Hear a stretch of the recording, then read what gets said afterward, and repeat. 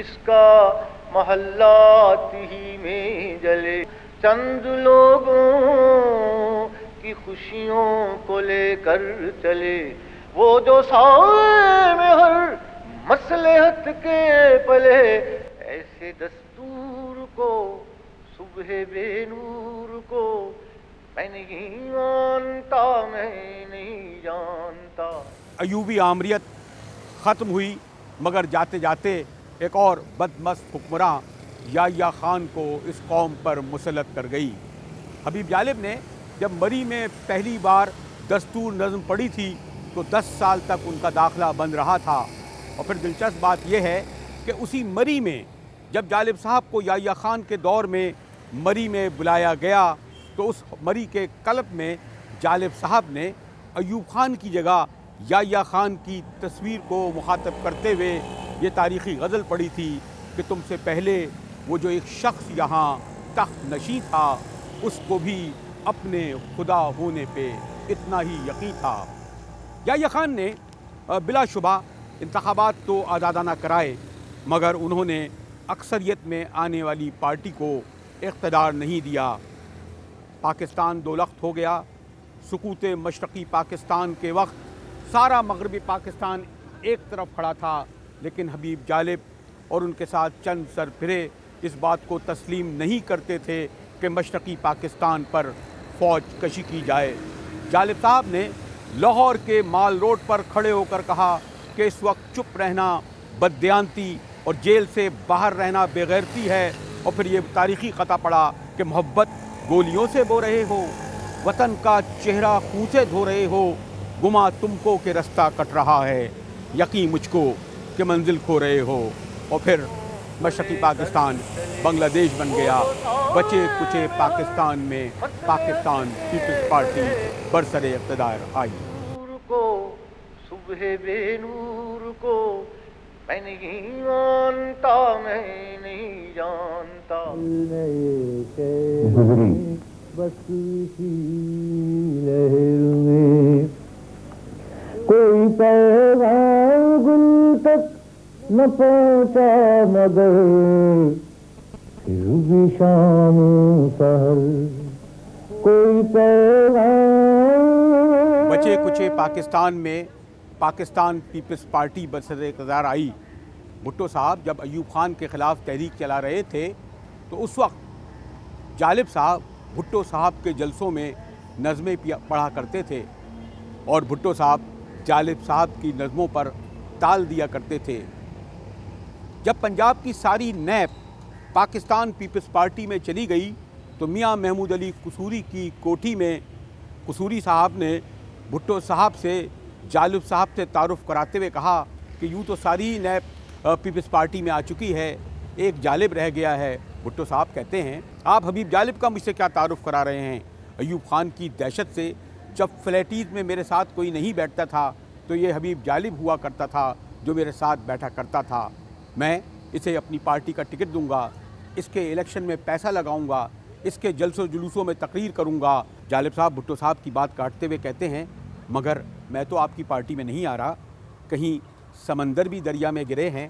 جالب صاحب نیشنل عوامی پارٹی میں ہی رہتے ہیں۔ جب صوبہ سرحد اور بلوچستان میں نیب کی حکومت ختم ہوتی ہے اور حیدرآباد سازش کیس چلتا ہے تو جالب صاحب بھی گرفتار ہو جاتے ہیں اور سال بھر حیدرآباد جیل میں رہتے ہیں، لیکن جیل سے آنے کے بعد بھی جالب صاحب کا نعرہ مستانہ جاری رہتا ہے۔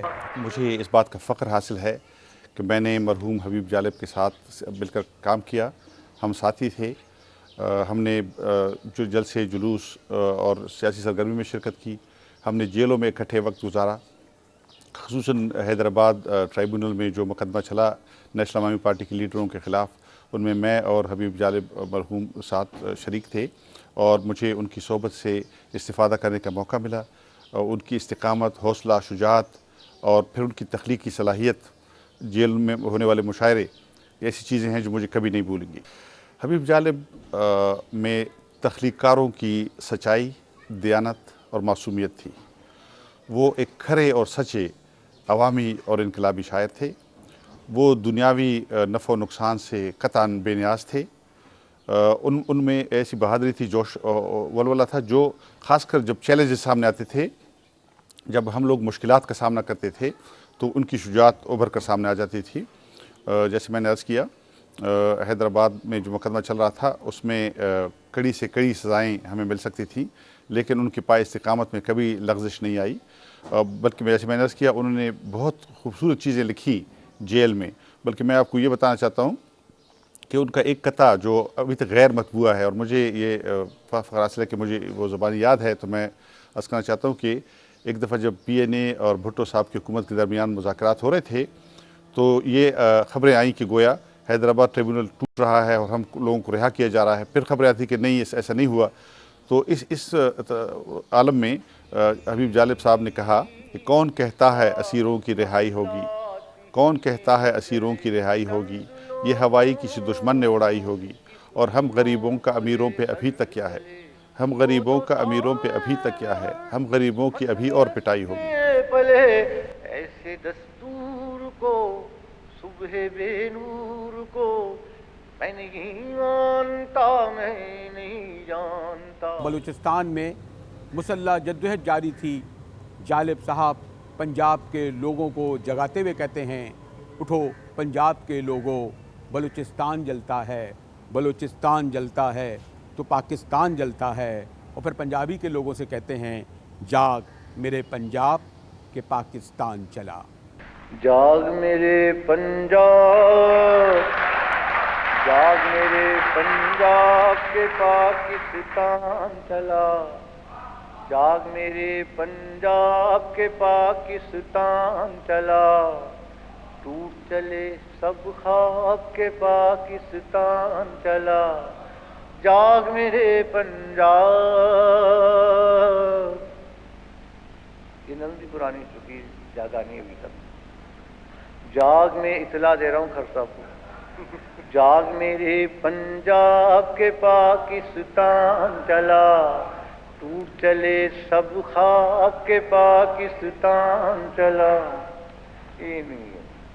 سندھ بلوچستان تو کب سے روتے ہیں، اور اہل پنجاب ابھی تک سوتے ہیں، آنکھیں ہیں پر آب، آنکھیں ہیں پر آب کے پاکستان چلا، جاگ میرے پنجاب، جاگ میرے پنجاب، جاگ میرے پنجاب کے پاکستان چلا۔ جن کو ذات کا غم ہے، جن کو ذات کا غم ہے، کب وہ مانے ہیں، بے بس لوگوں پر بندوقیں تانے ہیں، قاتل ہیں اسباب، قاتل ہیں اسباب کے پاکستان چلا، جاگ میرے پنجاب، جاگ میرے پنجاب کے پاکستان چلا، جاگ میرے پنجاب کے پاکستان چلا۔ آگ کی بارش سے ہے گلشن دھواں دھواں، شاخ شاخ اب کلیوں کی مہکار کہاں، سپنا ہوئے گلاب، سپنا ہوئے گلاب کے پاکستان چلا، افسردہ غزلیں گریاں افسانے ہیں، حد نظر تک پھیلے ہوئے ویرانے ہیں، دریا ہوئے سراب، دریا ہوئے سراب کے پاکستان چلا، جاگ میرے پنجاب کے پاکستان چلا۔ روم ہے یہ بلوانوں کو ہم جیتیں گے، زوم ہے یہ بلوانوں جرنیلوں کو، زوم ہے یہ جرنیلوں کو ہم جیتیں گے، اور کہوں میں دکھ کے نہ یہ دن بیتیں گے، اور کہوں میں دکھ کے نہ یوں دن بیتیں گے، جام ہوئے زہرا کہ پاکستان چلا، انہی چلن سے ہم سے جدا بنگال ہوا، انہی چلن سے ہم سے جدا بنگال ہوا۔ انہی چلن سے ہم سے جدا بنگال ہوا، پوچھنا اس دکھ سے جو دل کا حال ہوا۔ ارے روکو یہ سیلاب، روکو یہ سیلاب کہ پاکستان چلا۔ جنرل ضیاء الحق کے دور میں اسی پریس کلب میں جہاں میں کھڑا ہوں، مجھے اچھی طرح یاد ہے کہ ہم نے جالب صاحب کو لائف ممبرشپ دی تھی، اور اسی جلسے میں جہاں اتنی بڑی تعداد میں لوگ موجود تھے اور جالب صاحب نے نظم پڑھی تھی، ظلمت کو ضیاء سر سر کو صبا، بندے کو خدا کیا لکھنا۔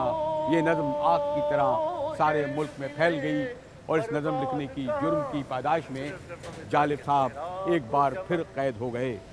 مجھے یاد ہے کہ جالب صاحب جن دنوں میاں والی جیل میں تھے، چودھری ظہور الہی نے جو جنرل ضیاء الحق کے بڑے قریب ساتھی تھے اور وزیر تھے، جیل میں جالب صاحب کو پیغام پہنچوایا کہ اپنی نظم میں سے یہ مصرع نکال دو، ظلمت کو ضیاء والا۔